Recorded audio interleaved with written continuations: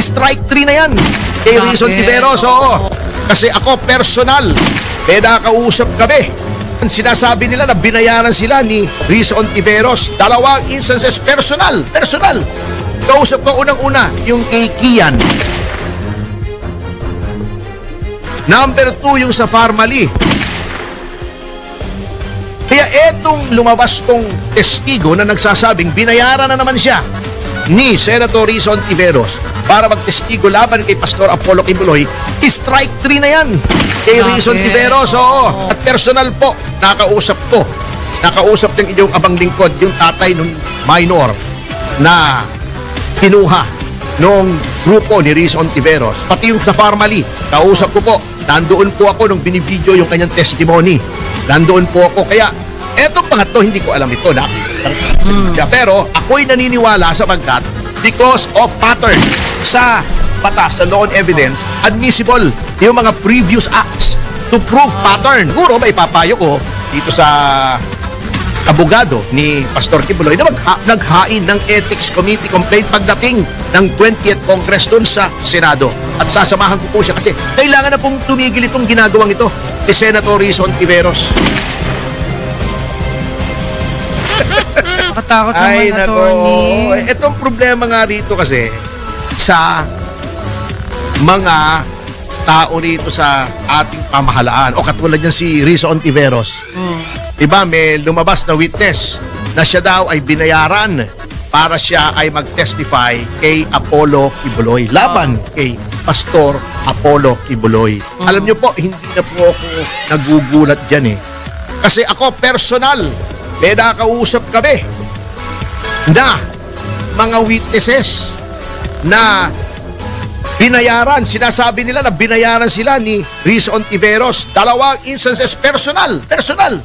Kausap ko unang-una yung kay Kian. Yung na-convict naman yung mga pulis. At talaga naman kung may kasalanan, karapat-rapat naman talagang ma-convict.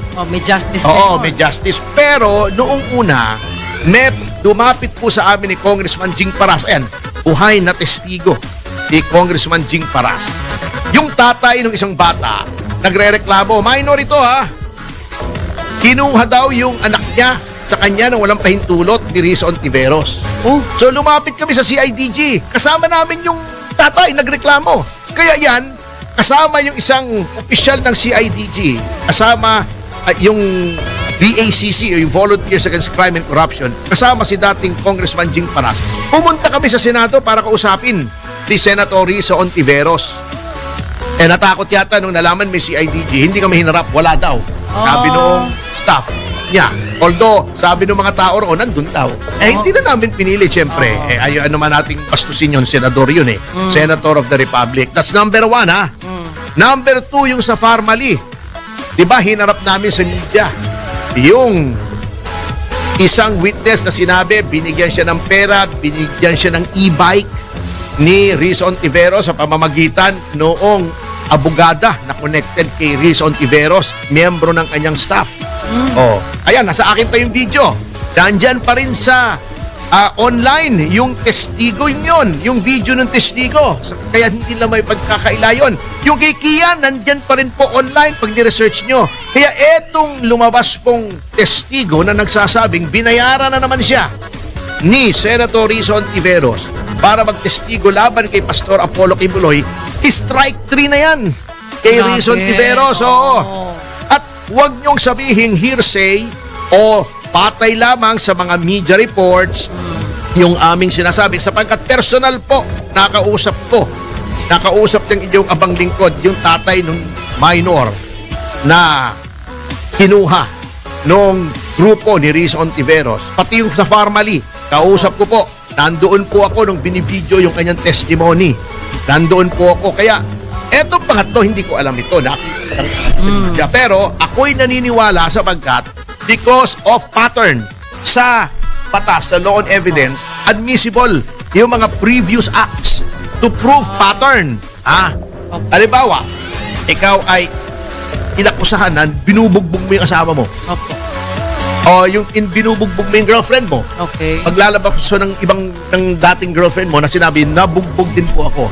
Hindi hindi yun pwedeng ebidensya na guilty siya na binugbog niya yung kasalukuyan niyang girlfriend. Okay. Pero, evidence yun to show pattern. Pattern of behavior. At ang pattern po, ng behavior ni Risa Ontiveros ay talagang mahilig po siyang magbayad ng testigo. At dapat po yan ay imbestigahan ng Ethics Committee ng Senado. At siguro may papayo ko dito sa abogado ni Pastor Kibuloy na naghain ng Ethics Committee complaint pagdating ng 20th Congress dun sa Senado. At sasamahan ko po siya kasi kailangan na pong tumigil itong ginagawang ito ni Senator Risa Ontiveros. So, at saka, Risa, demanda mo ako ng libel para mailabas ko yung mga testigo na nagsasabi na binayaran mo sila. Andyan pa rin yan. Risa, sige, banatan mo ko. Mag-upakan tayo. Bago may sasabihin pa sila, kaya daw tinitira, inuupakan ng iba si Risa Ontiveros, threat daw kay Sara Duterte. Sa 2028, haler, Sara Duterte po, naka 33 million votes. Si Risa, both times, natalo pa nga yan sa Senado di ba? Both times na nanalo siya, kulelat siya. So, anong threat ang pinagsasabi nyo? Pero attorney, God willing na lang kung sino ang maupo. Doon tayo maghintay. Pero dapat malaman natin ang karakter ng mga gustong magpangulo. Yun na, diba? tama. Fair game, even Sara Duterte, yung history niya is fair game. So with Risa Ontiveros, so with any other prospective presidential candidate. At sa notang yan mga kasama ay